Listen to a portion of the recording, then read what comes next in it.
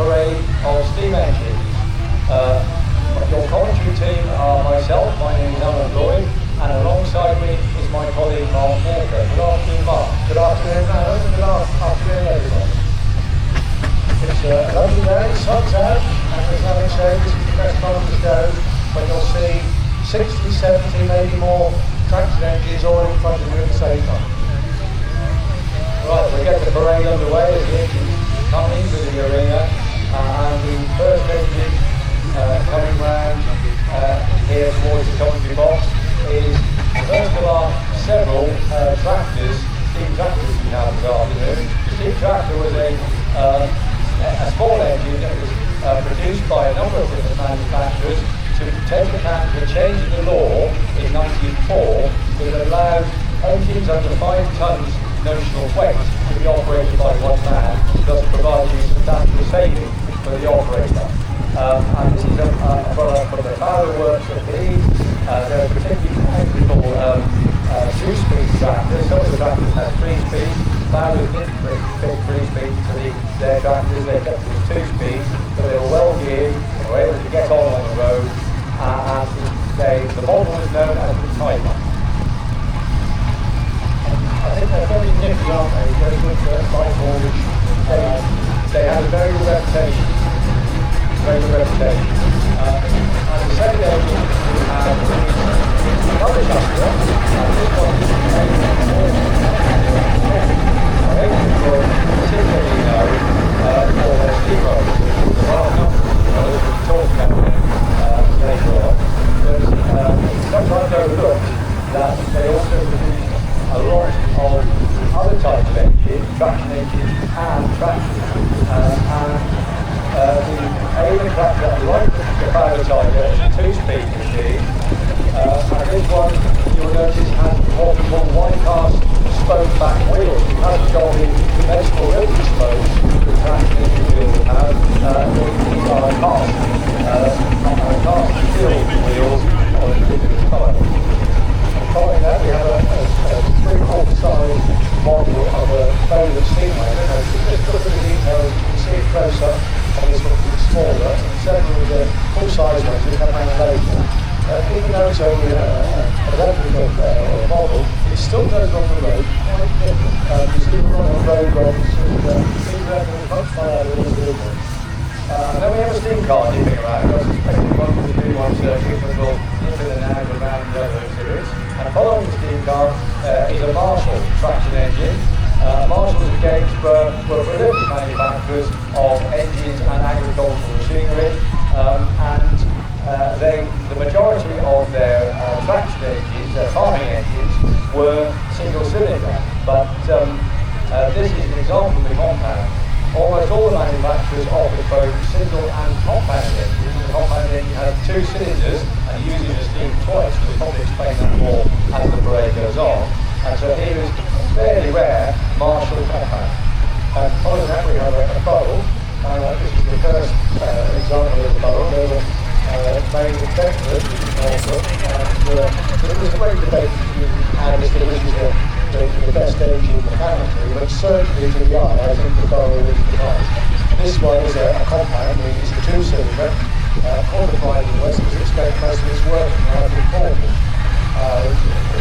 You can't believe seeing it go around now that it ended up in a gravel pit, Fairfield, with a famous resting place for all those years, and it was completely rotted out, and it's been rebuilt to stay seeing now.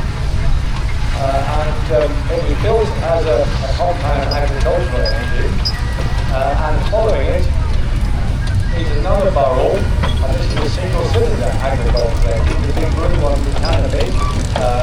This is the 8 horsepower engine. All the engines because it belongs to a family called who were contractors, special contractors, engines.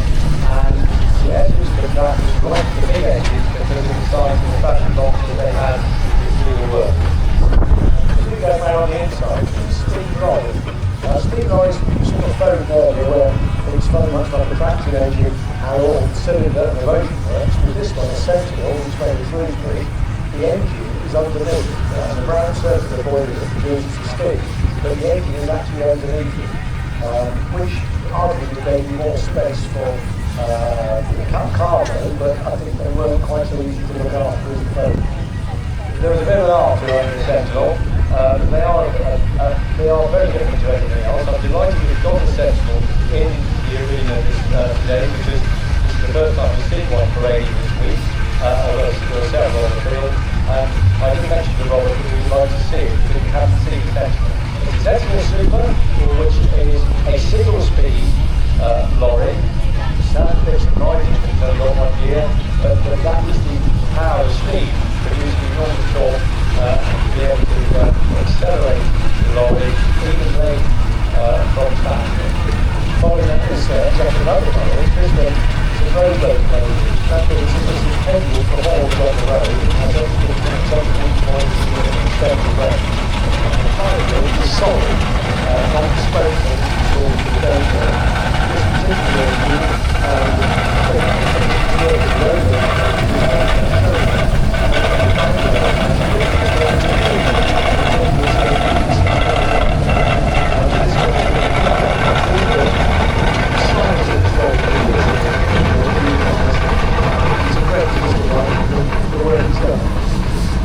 I mentioned a moment ago the England tractor. The England's made a lot of steamrollers. Here is our first one this afternoon, and I see that this is an 8-ton roller. Rollers were rated by their weight rather than by their nominal horsepower, and you can tell it's an 8-tonner by the fact that there are only 5 bolts holding the front end onto the smoke box by the chimney, rather than 6 on the 10 and 12.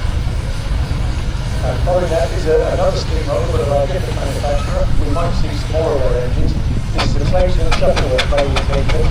They made an awful lot of taller engines, which are not so when they're overseas. I think they were probably one of the first engines actually manufactured in the early Victorian days. And then later on, they did make rollers, wagons, captain engines. Not the man who made everything, another barrel now, and this has this during the afternoon. This is what we call the single crank compound. You'll see that the 2 cylinder covers at the front of the block behind the chimney are aligned in diagonal direction, and if you look at the motion, which is all the moving bits between the cylinder block and the crankshaft where the flywheel is, you'll see that the motor has only got one set of rods. Two cylinders move together and are linked together into a single complex. Following that is some single levers. This particular it's got one working like an iron. Perhaps particularly popular. Customize regulations over there because they need some of the loss to drive.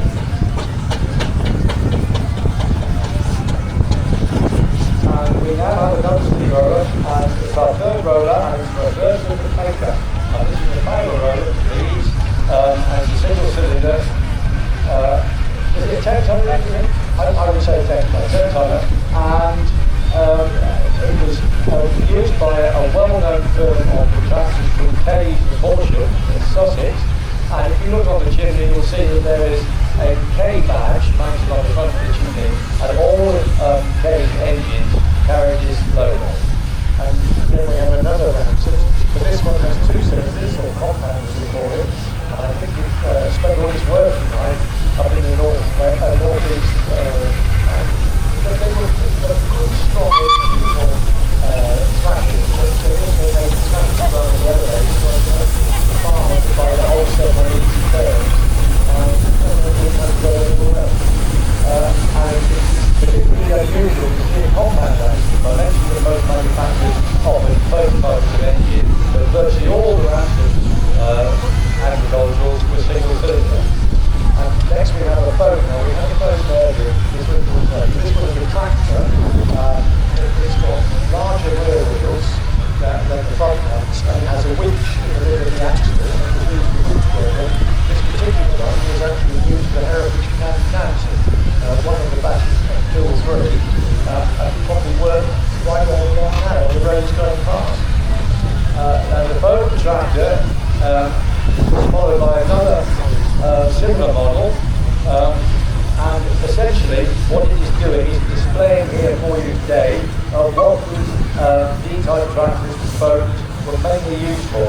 They were built as timber tractors for extracting the round timber, the trunks of the trees, loading them by winch onto the timber carriage, and this is a genuine bogey timber carriage, a rare thing indeed, and then hitching up and taking the laden carriage down the road to the sawmill.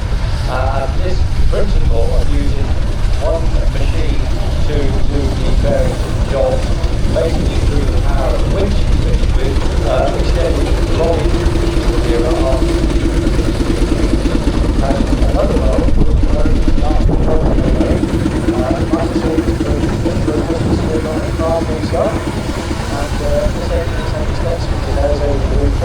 when you see this engine run, it's very quiet because it is on cast iron machine run. And that's the state of it going in 1931 when it was made. And it was made in Suffolk, not in Norfolk, because the factory of Burroughs is 60 in 1928.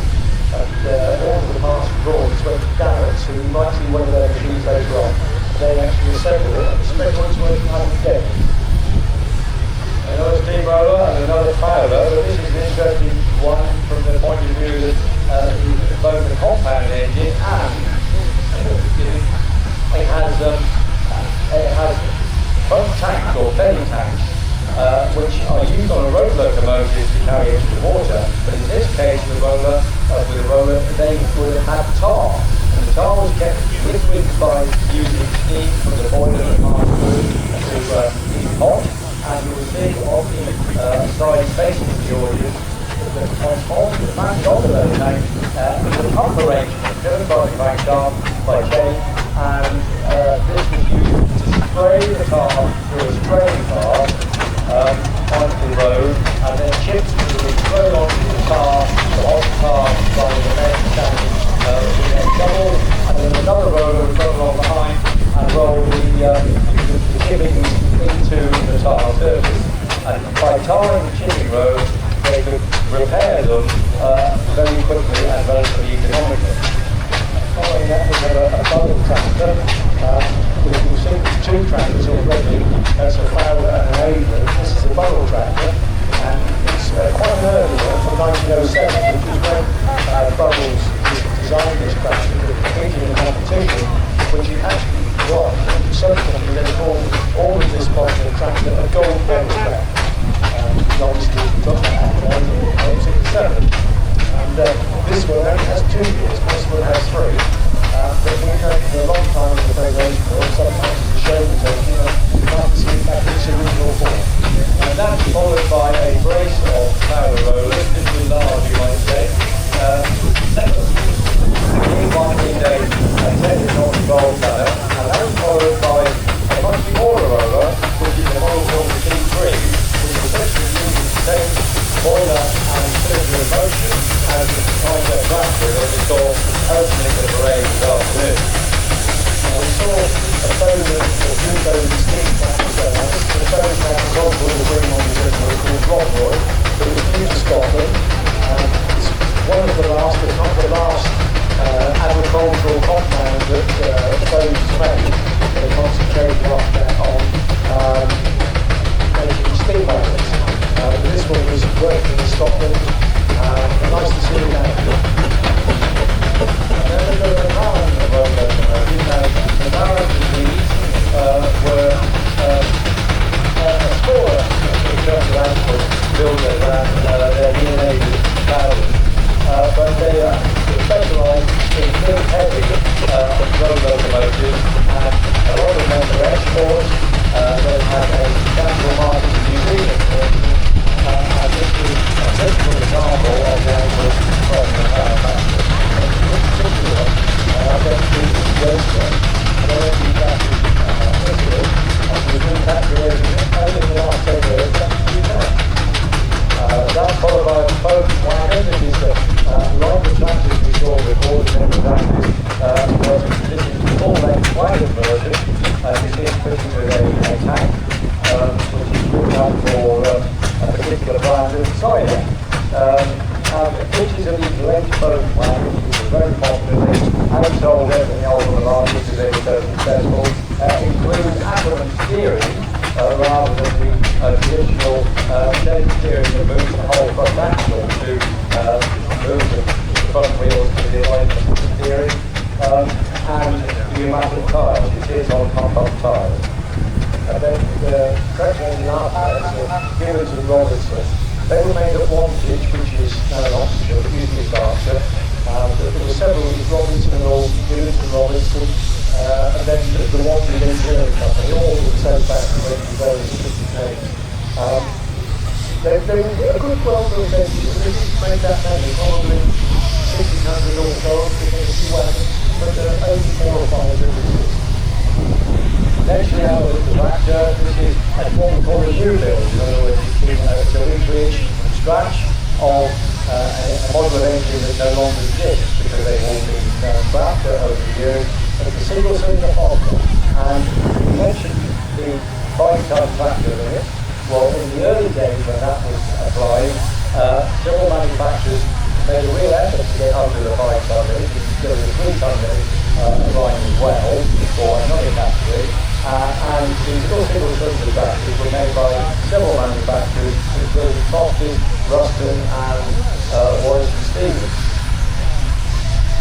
And I think it's pretty fantastic. But then after the basically, yes, it was all around the time of 94 when the road traffic acts were amended, and the requirement to proceed a mechanically propelled vehicle at no more than 4 miles an hour with a red flag was abolished.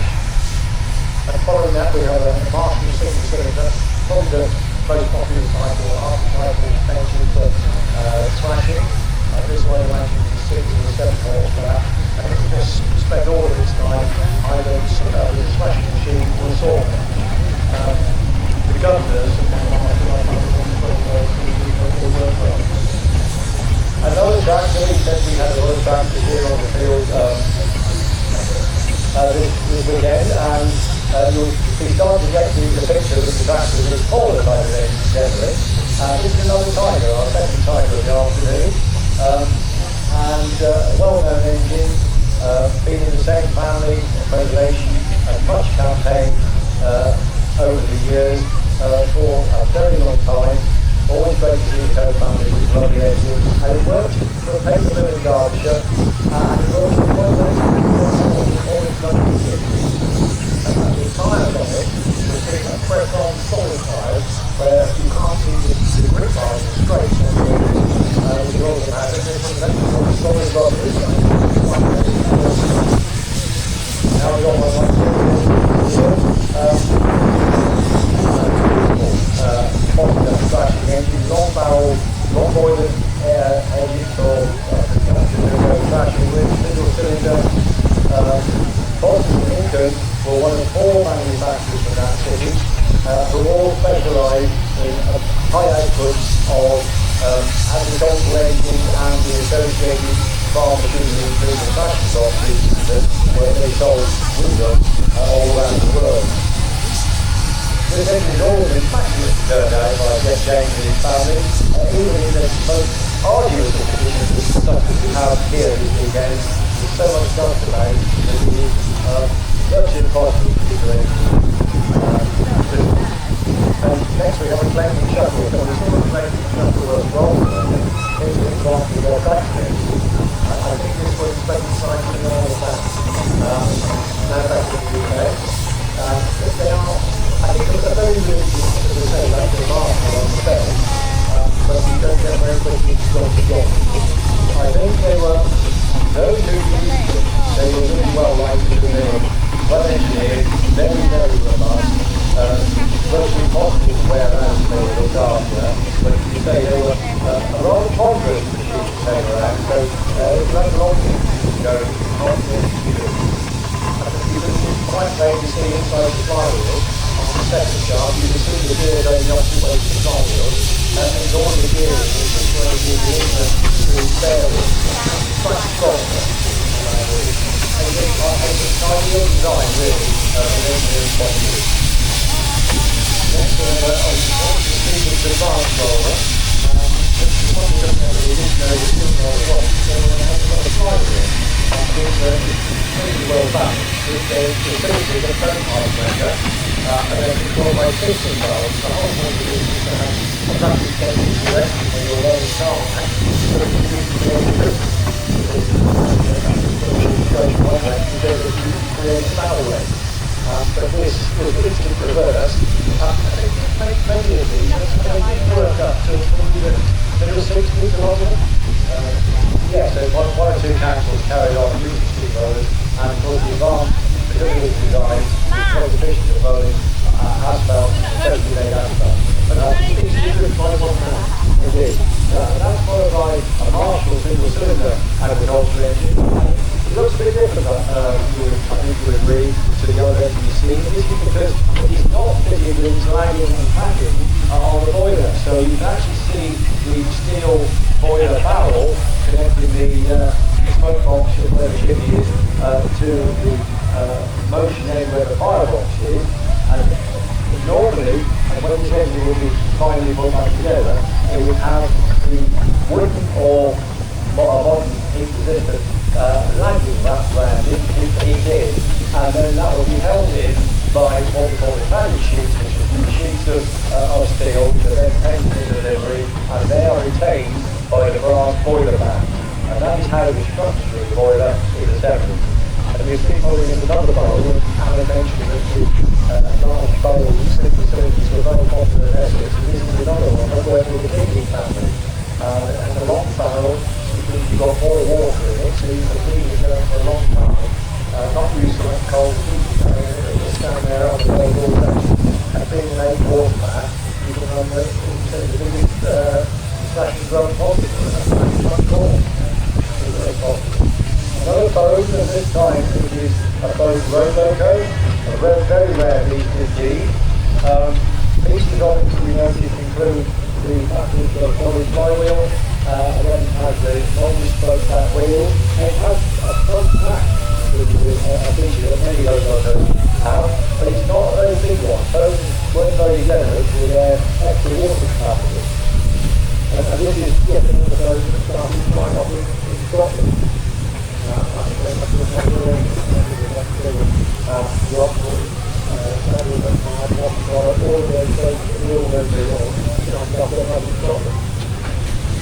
That's followed by a very temperature engine. If you read the wording on the top flooring at the very front of the engine, you'll see how your temperature in. This is another single package compact. You see the diagonally arranged cylinder covers. The Devonshire engine was designed specifically for conditions to be found in that county where it's very steep and hilly with narrow roads, so small, short and compact in order to have the best start to be manageable in such road conditions. And that's followed by another boat, but this one starting started off with a much longer shaft to carry it wood. But taxation dictated that it was going to carry on going on the road in the early 1930s due to the salt anymore. You had to shorten the chassis for longer, otherwise you just couldn't compete with the cost of haulage. And this one, instead of started off with a long wheel, now it's a tractor. It has been quite a long time now. So that's yet another type of boat. We've seen an Asian imported tractor, we've seen an Asian imported steamroller. Now we've got an Asian imported road locomotive, a much rarer model of UK manufacturer. They were a pretty solid, robust, powerful sort of machine, weren't they? But I have to say, I have driven this on occasion in previous ownership many years ago. I found them rather awkward. They were ergonomics to the footplate layout. If you got off a bowl or got onto one of this machine, you would find it firstly where all the things are controlled. But Alan, if you have a bowl, that's what I'm saying. I suppose I am biased in that respect. I can't disagree with that one. Next is another early thing, but this one is also a factor that is different. If you notice the cylinders where the pistons are, they are very much rounder without a flat face like we saw on the previous one. That's because they conceal within piston valves, not slide valves, which was I think the change of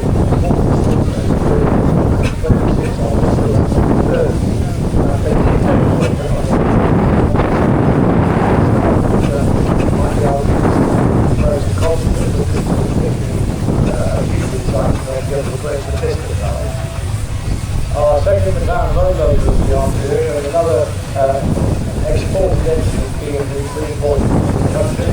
And this one went to work in Tanzania, South America, and you'll see from the large box on the back above the water tank in the rear of the engine, this is a motor extension designed for the local fuel, which probably would be sugarcane coal or something of that nature, because of course when you are burning a large, bulky, low calorific material, you need a lot of. Next thing is another 1840 model, single cylinder, when you will notice the name on the side, we've all heard of when you've seen it on the television, with enormous amount of and driving today is so Jack. Nice to see that he's done quite well with body work on it in the last few years. And here we are, Tracy's now as it always was on the television. Now we're going to fire up things with the engine. Not the least, not that machine. And valuably, we know them for their road locomotives, we know them for their steamrollers, we know them for their showing engines. But here we have, this is basically the bread and butter of their production.